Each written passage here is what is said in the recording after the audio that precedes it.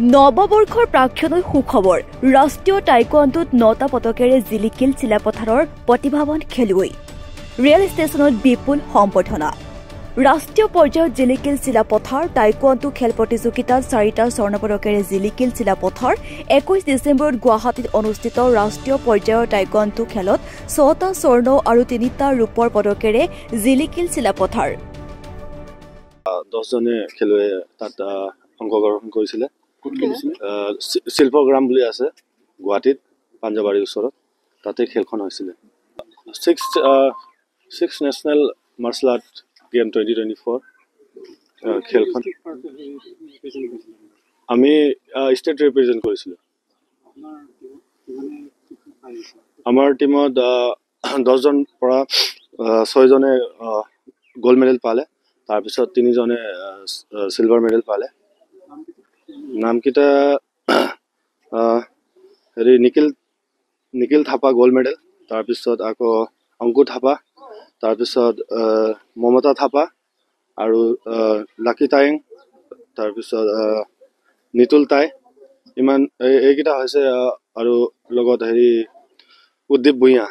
এইকেইটা gold medallist বাকি silver medallist কেইটা হৈছে সন্তেশ পাতিৰ তাৰ পিছত আদিত্য বিশ্বকৰ্মা ভক্ত বিশ্বকৰ্মা এইটা গোল্ড মেডেল 6টা গোল্ড মেডেল পালে 6 সিলভাৰ 3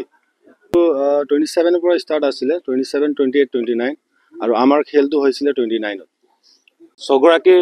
গোল্ড মেডেলছ পাইছে গতিকে আটাইগৰাকী খেলুৱৈ লগতে কোচাৰক আমি অশেষ ধন্যবাদ জ্ঞাপন কৰিছো আৰু তেনে কোচাৰকো অনুৰোধ জনাইছো যাতে ভৱিষ্যতেও আমাৰ ইয়াৰ পৰা খুব সুনাম লোৱা খেলুৱৈ ওলাই আহক আৰু নতুন প্ৰজন্মক মানে যাতে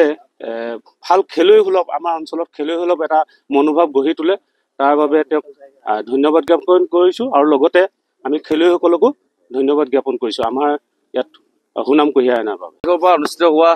ৰাষ্ট্ৰীয় পৰ্যায়ৰ যি টাইকোৱাণ্ডো প্ৰতিযোগিতা আছিল সেই প্ৰতিযোগিতাত আমাৰ জিলাখনৰ পৰা অসমৰ হৈ প্ৰতিনিধিত্ব কৰা 10গৰাকী খেলুৱৈ অংশগ্ৰহণ কৰিছিল আৰু 10গৰাকীৰ ভিতৰত তাৰে 6গৰাকীয়ে সোণৰ মেডেল লাভ কৰিবৰ কাৰণে সক্ষম হৈছে আৰু 3গৰাকীয়ে সিলভাৰ মেডেল লাভ কৰিছে আমি জাতীয়তাবাদী যুৱ ছাত্ৰ পৰিষদ ধেমাজি জিলা সমিতিৰ তৰফৰ পৰা সকলো খেলুৱৈলৈ অভিনন্দন জ্ঞাপন কৰিছো আৰু আমি বিশেষকৈ যি কোচাৰ আমি ডেভিড থাপা ডাঙৰীয়াৰ লগত আমাৰ আৰম্ভণিৰ পৰা এক যোগসূত্ৰ আছে তেখেতৰ প্ৰতিটো ক্ষেত্ৰত আমি টাইকোৱাণ্ডোৰ যি খেলসমূহ তেওঁলোকে প্ৰশিক্ষণ দিয়ে তেওঁলোকৰ আমাৰ সহযোগিতা আমি যিমানখিনি পাৰোঁ আগুৱাই আহিছোঁ আৰু আমি আশা কৰিছোঁ যে কি বিশেষকৈ চৰকাৰলৈও আমাৰ এটা আহ্বান যে আমাৰ এই অঞ্চলবিলাকত যিহেতু প্ৰতিভা কিন্তু অভাৱ নাই এই প্ৰতিভা বিকাশৰ একোখন যিহেতু মঞ্চৰ প্ৰয়োজন আছে এই মঞ্চবিলাক যদি আমি যদি যোগাৰ দিব পাৰোঁ নিশ্চিতভাৱে আমাৰ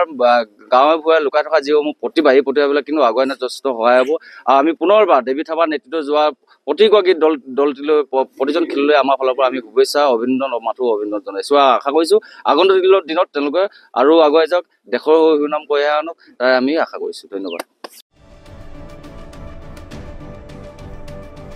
চিলাপথাৰৰ পৰা পাপু দাসৰ ৰিপৰ্ট ডিবি নিউজ